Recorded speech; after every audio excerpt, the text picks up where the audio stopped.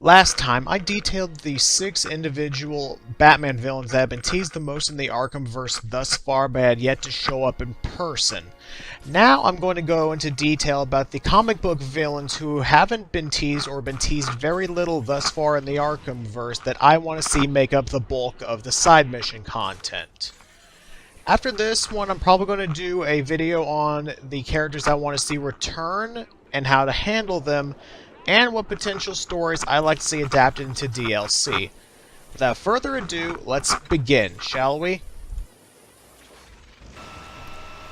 Alright, first up on this list is a tie between Roxy Rocket and Kite Man. Yes, you heard me correctly. I gotta give props to Salvage, as in his video, he actually convinced me that this character could work very, very well in the Arkhamverse.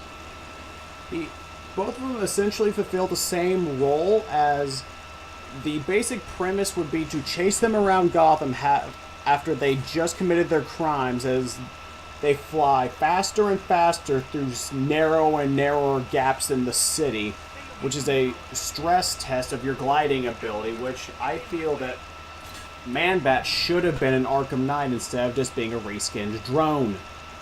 Sorry, got off on a little bit of a tangent there, moving on.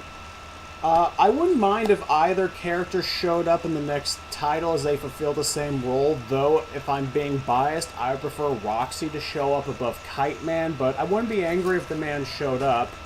I think WB Montreal could do good work with this guy, so without further ado, let us move on to the next character.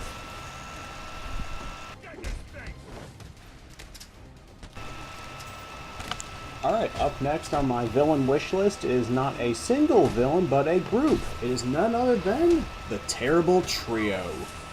Now, these guys, they don't really show up a whole lot in comics, but I want to be basing this primarily off of their animated series counterparts, as I feel that is the most fleshed out and most recognizable versions of the characters thus far. So I feel like it's best to go with that version for the Arkhamverse. Now, as how I would do their side mission, well, I would have it pertain to their gimmick. Have one part of the mission be sea-related, one part of it be air-related, and one part be land-related, followed up by a grand confrontation where we take down the entire group as a whole. Yeah, there's not that much to say on these guys. I think they have a great look. I love the animal heads and just well-done suits, like the three-piece suits and all that. So, yeah, not that much to say, and let's move on to the next set of characters. Alright, strap in, people. The next 3 characters on my list are all aboard the Serial Killer Express, and let's start off with the Tally Man. Now, I doubt a lot of you have heard of this character, as he's relatively obscure. He had a brief Easter egg at the beginning of Arkham Knight and the diner scene. Go check out Batman Arkham Video's Easter egg videos, and you'll find that one relatively early. Anywho, this character primarily showed up in Nightfall, and actually no, a little bit beforehand, but he had a big part in Nightfall when Azrael donned the cape and cowl. He has a really, really depressing backstory that I won't get into here for spoiler reasons, and I feel you should experience it for yourself because it is a doozy. But his whole gimmick is he is a debt collector for the mob, and his payment are the lives he takes from his victims. I feel like the best way to handle his character is have one of his would-be victims go to the police for protection, and Gordon has Bruce take on the case since they're understaffed with everything going on with the Court of Owls and everything. I really enjoy his Victorian-style dress, his gigantic hat, his enormous Joker-esque smile. His lanky proportions are probably going to be changed for a more realistic body type in the game. Okay with that, honestly, but yeah, I really enjoy his overall demeanor, his MO, and I think he would make a great side mission. So, without further ado, let us move on to the next member of the Serial Killer Express. Alright, next up on the Serial Killer Express is Barton Mathis, aka the Doll Maker. Now this guy is a psychopath through and through. He's actually the newest character on my list in terms of release date in the comics. I really like this guy. I was introduced to him a few years ago via screenshot. I love the character. Last year I actually bought the comic book storyline he was introduced with, and it made me fall in love with his character more. I feel the best way to handle his side mission is to adapt primarily that storyline where he kidnaps Gordon and as part of his revenge since Gordon killed his father, who was also a serial killer, all while running an organ harvesting ring in Gotham, which gets Batman's attention before the whole thing with Gordon goes on there. I feel like he should be operated out of an abandoned hospital, and we have to fight our way through the dilapidated building and the members of Dollmaker's family, who are all mutilated psychos in their own right, before we eventually save Gordon and confront Mathis. But yeah, on the side, I don't have this for the other characters, but there's one person I would like to voice Dollmaker, and that's Jeffrey Combs doing a rendition of his Scarecrow from Batman the Animated Series. I don't know, ever since I saw that design, that voice popped in my head and I can't get it out. But yeah, I'm rambling now. Anywho, that's all my thoughts on the Dollmaker. Great character, great design, interesting entourage, and perfect setup for a side mission. Anywho, let us move on to the final member of the Serial Killer Express. Alright, the last member of the Serial Killer Express is a lesser-known cannibal by the name of Cornelius Stirk.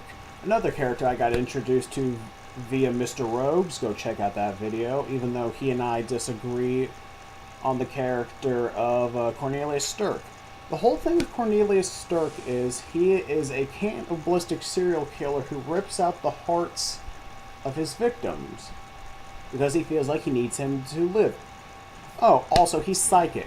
Yeah, he can project an illusion over his body that allows him to get closer to his victims. Now, some people are going to say, oh, he's a little derivative, isn't he? I mean, we already have a shapeshifter with Clayface. We already got a cannibal with Killer Croc. So why do we need this guy? We also have plenty of serial killers to choose from. Well, I don't like to focus on the similarities. I choose to focus on the differences with this character. He's very polite, referring to everyone as sir, even as he's prepping them to die as he eats their heart from their chest. He really doesn't like to be that violent, even though he can be. But yeah, he's a very disfigured guy, just looks like something out of The Hills Have Eyes, quite frankly, if you know anything about that movie.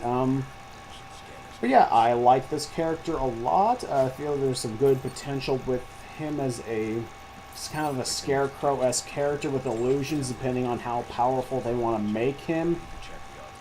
But yeah, I like his demeanor, I like his design. Oh my god, is he terrifying to look at. But yeah, that's the last member of the Serial Killer Express, and with that, we're going to move on to the final members of the Rogues Gallery I want to see, and the ones I'm most excited to talk about. See you in a bit. The victim was using a powerful compound with many similarities to the street drug Venom at the time of his death. It changes the user's muscle and bone structure, greatly enhancing strength for attack. Alright, last but certainly not least are a pair of characters who I want to see the most out of everybody I've listed thus far to show up in the next hypothetical Arkham title. And that would be the Mad Monk and his sister Dala, aka Louise and Dala Dubois, former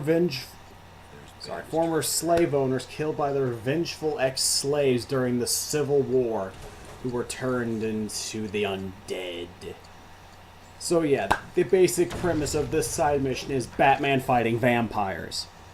Now I'm going to give that a minute to sink in so you can get a hype overload going.